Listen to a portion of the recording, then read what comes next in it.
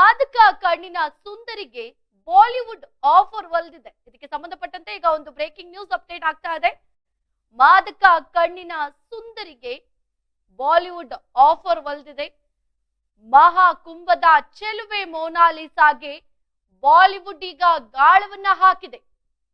Mona Lisa ಸೌಂದರ್ಯಕ್ಕೆ red carpet ಅನ್ನ Bollywood ಹಾಸಿರುವಂತದ್ದು. ರುದ್ರಾಕ್ಷಿ ರಾಣಿ Mona Lisa ಇನ್ಮೇಲೆ ಬಿಟೌನ್ ಹೀರೋಯಿನ್ ಎಂಬ ಪ್ರಶ್ನೆ ಇದೆ.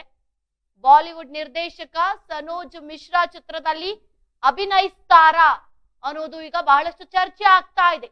ಡೈರಿ ಆಫ್ ಮಣಿಪುರ್ ಚಿತ್ರದ ಹೀರೋಯಿನ್ ಮೊನಾಲಿಸಾನಾ ಅನ್ನೋ ಪ್ರಶ್ನೆಗಳೀಗ ಬಹಳಷ್ಟು ಕೇಳ್ಬರ್ತಾ ಇರುವಂತದ್ದು. ಸನೋಜ್ ಮಿಶ್ರಾ ನಿರ್ದೇಶಿಸುತ್ತಿರುವಂತಹ ಚಿತ್ರ ಡೈರಿ ಆಫ್ ಮಣಿಪುರ್. ಇದಕ್ಕೆ ಮೊನಾಲಿಸಾ ಏನಾದ್ರೂ ನಾಯಕಿ ಆಗ್ತಾರಾ ಅನ್ನೋದು ಈಗ ಬಹಳಷ್ಟು ಚರ್ಚೆ ಆಗ್ತಾ ಇದೆ. ಚಿತ್ರದಲ್ಲಿ ಮೊನಾಲಿಸಾ ನಾಯಕಿ ಆಗೋದು ನಿಕ್ಕಿ ಅಂತೆ ಅನ್ನೋದು ಕೇಳ್ಬರ್ತಾ ಇರುವ ವಿಚಾರ. ಪ್ರೊಫೆಷನಲ್ ನಟನ ತರಬೇತಿ ನೀಡಿ ನಟಿ ಮಾಡುವಂತಹ ಸಾಧ್ಯತೆಗಳೆಲ್ಲವೂ ಕೂಡ ಈಗ ಇರುವಂತದ್ದು. ಮಾದಕ ಕಣ್ಣಿನ ಸುಂದರಿಗೆ ಈಗ ಬಹಳಷ್ಟು ಅವಕಾಶಗಳು ಒಲ್ದು ಬರ್ತಾ ಇದೆ ಅಂತ ಹೇಳಿದ್ರು ಕೂಡ ತಪ್ಪಾಗ್ಲಿಕ್ಕಿಲ್ಲ. ಮೊನಾಲಿಸಾ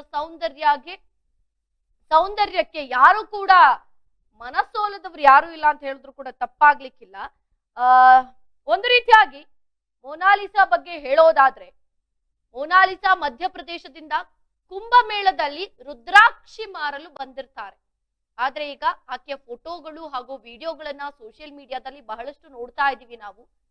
ಬಹಳಷ್ಟು ಹರಿದಾಡ್ತಾ ಇದೆ. ನಿರಂತರವಾಗಿ ಕುಂಭಮೇಳದಲ್ಲಿ ಆಕೆ ಏನು ರುದ್ರಾಕ್ಷಿ ಮಾರ್ತಾ ಇರುವಂತಹ ವಿಡಿಯೋಗಳಿರ್ಬೋದು, ಜೊತೆಗೆ ಅವರ ಜೊತೆ ತೆಗೆಸ್ಕೊಳ್ಳುವಂತಹ ಫೋಟೋಗಳಿರ್ಬೋದು, ಇವೆಲ್ಲವೂ ಕೂಡ ಸಿಕ್ಕಾಪಟ್ಟೆ ವೈರಲ್ ಆಗ್ತಾ ಇರುವಂತದ್ದು.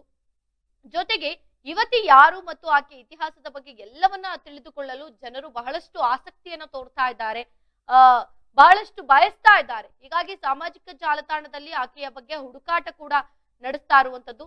ಇದೀಗ ಈ ಯುವತಿ ಕುರಿತು ಒಂದು ವಿಶೇಷ ಸುದ್ದಿ ಕೂಡ ಆಚೆ ಬಂದಿರುವಂತದ್ದು. ಈಕೆಗೆ ನಿರ್ದೇಶಕ ಸನೋಜ್ ಮಿಶ್ರಾ ಅವರು ಚಿತ್ರವೊಂದರಲ್ಲಿ ನಟಿಸುವಂತೆ ಆಫರ್ ಮಾಡಲಿದ್ದಾರೆ ಅಂತ ಕೇಳಿ ಬರ್ತಾ ಇದೆ.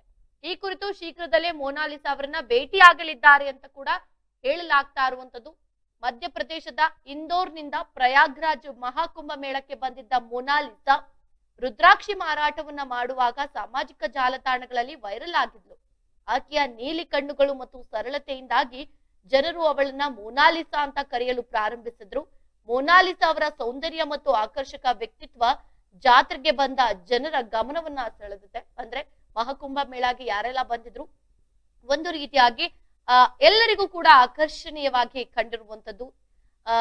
ಇನ್ನು ಈ ಯುವತಿ ವಿದ್ಯಾವಂತಳಲ್ಲ ಮಾತ್ರವಲ್ಲ, ಶಾಲೆಗೂ ಕೂಡ ಹೋಗಿಲ್ಲ. ಬಾಲ್ಯದಿಂದಲೂ ಕೂಡ ಮಣಿಸರಗಳನ್ನ ಮಾರುತ್ತಾ ಪೋಷಕರಿಗೆ ಸಹಾಯ ಮಾಡ್ತಾ ಇದ್ಲು ಅನ್ನೋ ಒಂದು ವಿಚಾರ ಕೇಳಿ ಬಂದಿರುವಂತದ್ದು.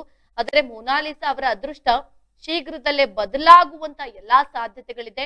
ಬಾಲಿವುಡ್ ನಿರ್ದೇಶಕ ಸನೋಜ್ ಮಿಶ್ರಾ ಅವರು ಶೀಘ್ರದಲ್ಲೇ ಭೇಟಿಯಾಗಲಿದ್ದಾರೆ ಅನ್ನೋ ಒಂದು ಮಾಹಿತಿ ಕೂಡ ಈಗ ಲಭ್ಯವಾಗ್ತಾ ಇರುವಂತದ್ದು. ಒಂದು ಕಡೆ ಮಾತನಾಡುವಂತ ಸಂದರ್ಭದಲ್ಲಿ ಸನೋಜ್ ಮಿಶ್ರಾ ಅವರು ಮೊನಾಲಿಸಾ ಅವರ ನೋಟ ಮತ್ತು ಅವರ ಮುಗ್ಧತೆಯನ್ನ ಇಷ್ಟಪಟ್ಟಿದ್ದಾರೆ ಮತ್ತು ಆಕೆಯನ್ನ ತಮ್ಮ ಬಹುನಿರೀಕ್ಷಿತ ಚಿತ್ರವಾಗಿರುವ ಡೈರಿ ಆಫ್ ಮಣಿಪುರದಲ್ಲಿ ನಟಿಸಲು ಕೇಳುವುದಾಗಿ ಹೇಳಿದ್ದಾರೆ.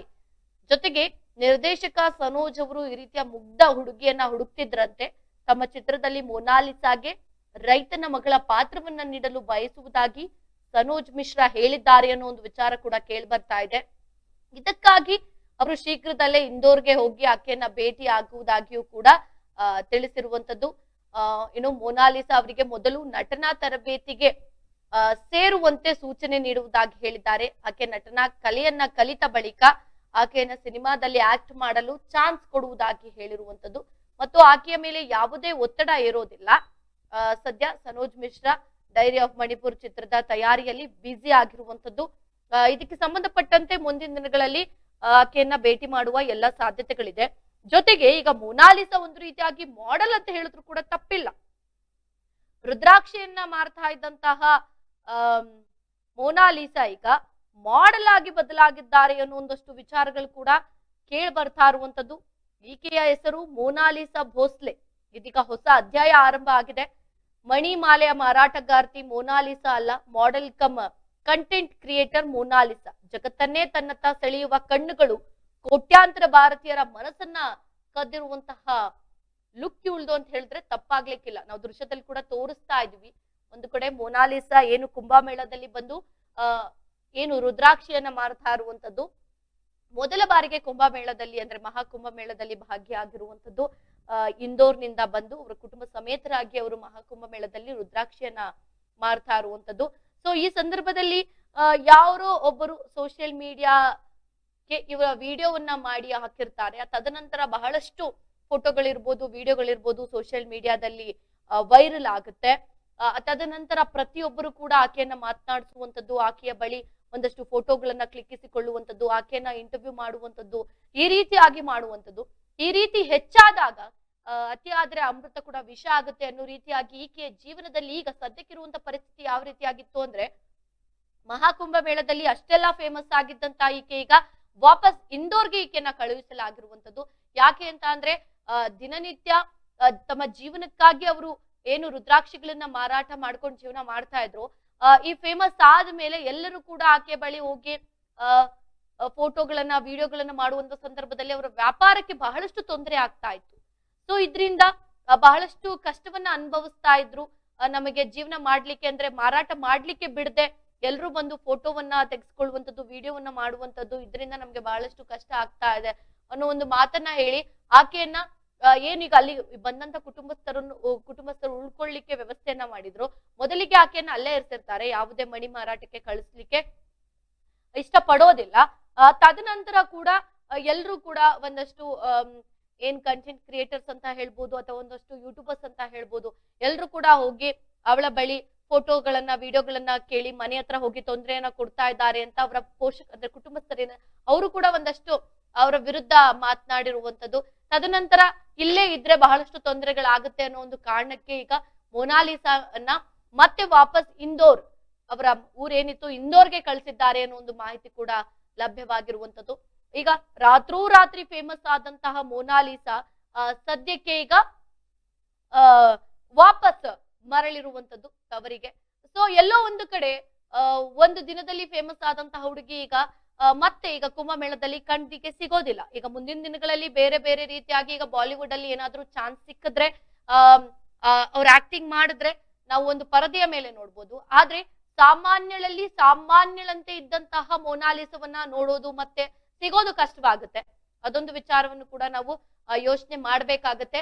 ಸದ್ಯ ಈಗ ಏನು ಮಹಾಕುಂಭ ಮೇಳದಲ್ಲಿ ಈಕೆಯ ಸಖತ್ ವಿಡಿಯೋಗಳೇನಿದೆ ಸೋಷಿಯಲ್ ಮೀಡಿಯಾದಲ್ಲಂತೂ ಬಹಳಷ್ಟು ವೈರಲ್ ಆಗ್ತಾ ಇದೆ.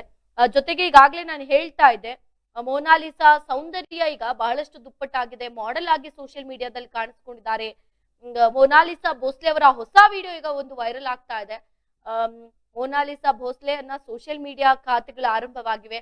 ಬಹಳಷ್ಟು ಪೇಜ್ಗಳು ಕೂಡ ಅವರ ಹೆಸರಲ್ಲಿ ಆಗ್ತಾ ಇರುವಂತದ್ದು, ಅದನ್ನು ಕೂಡ ನಾವು ನೋಡ್ತಾ ಇದ್ದೀವಿ. ಇದಕ್ಕೆ ಸಂಬಂಧಪಟ್ಟಂತೆ ಈಗ ಬಹಳಷ್ಟು ವಿಚಾರಗಳು ಕೂಡ ಆಚೆ ಬರ್ತಾ ಇರುವಂತದ್ದು. ಒಂದು ರೀತಿಯಾಗಿ ಬೆಕ್ಕಿನ ಕಣ್ಣಿನ ಹುಡುಗಿ ಏನು ಮೊನಾಲಿಸಾ ಅವರ ಕಣ್ಣುಗಳೇ ಬಹಳಷ್ಟು ಅವರಿಗೆ ಆಕರ್ಷಣೀಯ ಅಂತ ಹೇಳಿದ್ರು ಕೂಡ ತಪ್ಪಾಗ್ಲಿಕ್ಕಿಲ್ಲ. 13ರಂದು ಪ್ರಯಾಗ್ರಾಜ್ನಲ್ಲಿ ಆರಂಭವಾದಂತ ಈ ಅದ್ದೂರಿ ಆಚರಣೆಗೆ ಅಪಾರ ಸಂಖ್ಯೆ ಭಕ್ತರು ಕೂಡ ಬರ್ತಾ ಇದ್ದಾರೆ. ಅದನ್ನು ನಾವು ಕೂಡ ನೋಡ್ತಾ ಇದೀವಿ. ಅದೇ ರೀತಿಯಾಗಿ ಈಕೆ ಕೂಡ ರುದ್ರಾಕ್ಷಿಯನ್ನ ಮಾರ್ಕೊಂಡು ಜೀವನವನ್ನ ಮಾಡ್ತಾ ಇದ್ರು. ವೈರಲ್ ಆದಂತ ಒಂದೋ ಎರಡೋ ಫೋಟೋಗಳಿಂದ ಆಕೆಯ ಜೀವನವೇ ಒಂದು ರೀತಿಯಾಗಿ ಬದಲಾಗಿದೆ ಅಂತ ಹೇಳಿದ್ರು ಕೂಡ ತಪ್ಪಾಗ್ಲಿಕ್ಕಿಲ್ಲ. ಜೊತೆಗೆ ತನ್ನ ಸುಂದರ ಕಣ್ಣುಗಳಿಗೆ ಹೆಸರುವಾಸಿಯಾದಂತಹ ಈಕೆ ಸೋಷಿಯಲ್ ಮೀಡಿಯಾದಲ್ಲಿ ಸಖತ್ತು ವೈರಲ್ ಆಗ್ತಾ ಇದ್ದಾರೆ. ಅದನ್ನು ಕೂಡ ನಾವು ನೋಡ್ತಾ ಇದ್ದೀವಿ. ಮಹಾಕುಂಭ ಮೇಳದಲ್ಲಿ ಹೋದಂತ ಎಲ್ಲಾ ಜನರು ಕೂಡ ಈಕೆಯ ಬಳಿ ಹೋಗಿ ಫೋಟೋಗಳನ್ನ ವಿಡಿಯೋಗಳನ್ನ ಮಾತನಾಡಿಸುವಂತ ಎಲ್ಲಾ ವಿಚಾರಗಳು ಕೂಡ ಇದೆ. ಒಂದು ಕಡೆ ಮಹಾಕುಂಭ ಮೇಳದಲ್ಲಿ ಅನೇಕ ಜನರು ಚರ್ಚೆಗೆ ಕಾರಣರಾಗ್ತಾ ಇದ್ದಾರೆ. ಅದನ್ನು ಕೂಡ ನಾವು ನೋಡ್ತಾ ಇದ್ದೀವಿ. ಅದರಲ್ಲೂ ನಾಗ ಸಾಧುಗಳಾಗ್ಲಿ ಒಬ್ಬರದ್ದು ಒಂದೊಂದು ಕತೆ ಇದೆ. ಅದರಂತೆ ಈ ಹುಡುಗಿಯದು ಮತ್ತೊಂದು ಕತೆ, ಮತ್ತೊಂದು ಚರ್ಚೆ ಅಂತ ಹೇಳಿದ್ರು ಕೂಡ ತಪ್ಪಾಗ್ಲಿಕ್ಕಿಲ್ಲ. ತನ್ನ ಸೊಗಸಾದ ಕಣ್ಣುಗಳಿಂದಲೇ ಎಲ್ಲರನ್ನ ಆಕರ್ಷಿಸಿದ್ದಾಳೆ. ಇನ್ನೊಂದು ವಿಚಾರ ಏನು, ಸದ್ಯಕ್ಕೆ ತಿಳಿದಿರುವ ಮಾಹಿತಿ ಪ್ರಕಾರ ಆಕೆಗೆ ಕೇವಲ 16 ವರ್ಷ ಅಂತ ಕೇಳಿ ಬರ್ತಾ ಇರುವಂತದ್ದು. ಪ್ರಯಾಗ್ರಾಜ್ ಮಹಾಕುಂಭದಲ್ಲಿ ರುದ್ರಾಕ್ಷಿ ಜೊತೆಗೆ ಇತರೆ ಮಣಿಗಳನ್ನ ಮಾರಾಟ ಮಾಡ್ಕೊಂಡು ಬರ್ದಿರುವಂತದ್ದು. ಸೋಷಿಯಲ್ ಮೀಡಿಯಾದ ಪ್ರಭಾವದಿಂದಾಗಿ ಜನ ಆಕೆಯೊಂದಿಗೆ ಸೆಲ್ಫಿಗೆ ಮುಗಿಬೀಳ್ತಿದ್ದಾರೆ. ಜೊತೆಗೆ ಅವಳ ಜೊತೆ ವಿಡಿಯೋ ಮಾಡುವಂಥದ್ದು, ಅವಳನ್ನ ಮಾತನಾಡಿಸುವಂಥದ್ದು, ಅಂದ್ರೆ ಇಂಟರ್ವ್ಯೂ ಮಾಡುವಂಥದ್ದು, ಈ ರೀತಿಯಾಗಿ ಬಹಳಷ್ಟಿದೆ. ಜೊತೆಗೆ ಮೊನಾಲಿಸಾ ಈಗ ತನ್ನದೇ ಆದ ಸಾಮಾಜಿಕ ಮಾಧ್ಯಮ ಖಾತೆಯನ್ನ ಕೂಡ ಹೊಂದಿದ್ದಾಳೆ. ಇದು ಕೇವಲ 3 ದಿನದಲ್ಲಿ 7,000ಕ್ಕೂ ಹೆಚ್ಚು, ಅಂದ್ರೆ 7 ಲಕ್ಷಕ್ಕೂ ಹೆಚ್ಚು ಫಾಲೋವರ್ಸ್ ಗಳನ್ನ ಕೂಡ ಗಳಿಸಿದೆ. ಯೂಟ್ಯೂಬ್ ನಲ್ಲಿಯೂ ಕೂಡ ಅವಳಿಗೆ ಬಹಳಷ್ಟು ಫಾಲೋವರ್ಸ್ ಗಳು ಆಗ್ತಾ ಇದ್ದಾರೆ. ಸೊ ಎಲ್ಲಾ ವಿಷಯಗಳನ್ನ ನಿರ್ವಹಿಸಲು ಒಂದು ರೀತಿಯಾಗಿ ತಂಡವನ್ನ ಹೊಂದಿದ್ದಾಳೆ ಅನ್ನೋ ಒಂದಷ್ಟು ವಿಚಾರಗಳು ಕೂಡ ಈಗ ಕೇಳಿ ಬರ್ತಾ ಇರುವಂತದ್ದು. ಬಹಳಷ್ಟು ವಿಚಾರಗಳಿಗೆ ಈಕೆ ಈಗ ಫೇಮಸ್ ಆಗ್ತಾ ಇದ್ದಾಳೆ. ಅದೇ ರೀತಿ ಈಗ ಅವಳಿಗೆ ಬಾಲಿವುಡ್ ಇಂದ ಆಫರ್ ಬರುವ ಎಲ್ಲಾ ಸಾಧ್ಯತೆಗಳಿದೆ. ಈಗ ಸದ್ಯದ ಮಾಹಿತಿ ಪ್ರಕಾರ ನಾನು ಆದಷ್ಟು ಬೇಗ ಹೋಗಿ ಮೊನಾಲಿಸಾನ ಭೇಟಿ ಮಾಡ್ತೀನಿ. ಮೊದಲು ನಟನಾ ತರಬೇತಿಗೆ ನಾನು ಕೊಡ್ತೀನಿ, ಅದ ನಂತರ ಅವಳನ್ನ ಪಿಕ್ಚರ್ ಏನ್ ಮಾಡ್ತಾ ಇದ್ದಾರೆ ಅವರ ಮೂವಿ, ಅದಕ್ಕೆ ನಾನು ಕರೆಸ್ಕೋತೀನಿ ಅನ್ನೋ ಒಂದು ಮಾತನ್ನ ಹೇಳಿದ್ದಾರೆ. ನೋಡೋಣ ಯಾವ ರೀತಿಯಾಗಿ ಅವಳನ್ನ ಭೇಟಿ ಮಾಡ್ತಾರೆ, ಆಫರ್ ಕೊಡ್ತಾರಾ, ಅವಳನ್ನ ದೊಡ್ಡ ಪರದೆಯಲ್ಲಿ ನೋಡುವಂತ ಅವಕಾಶ ಜನರಿಗೆ ಸಿಗುತ್ತಾ, ಇಲ್ಲ ಸಾಮಾನ್ಯರಲ್ಲಿ ಸಾಮಾನ್ಯರಂತೆ ನೋಡಿ ಜನ ಖುಷಿ ಪಡ್ತಾರಾ ಅಂತ, ಇದನ್ನೆಲ್ಲವನ್ನ ಕಾದು ನೋಡ್ಬೇಕಿದೆ.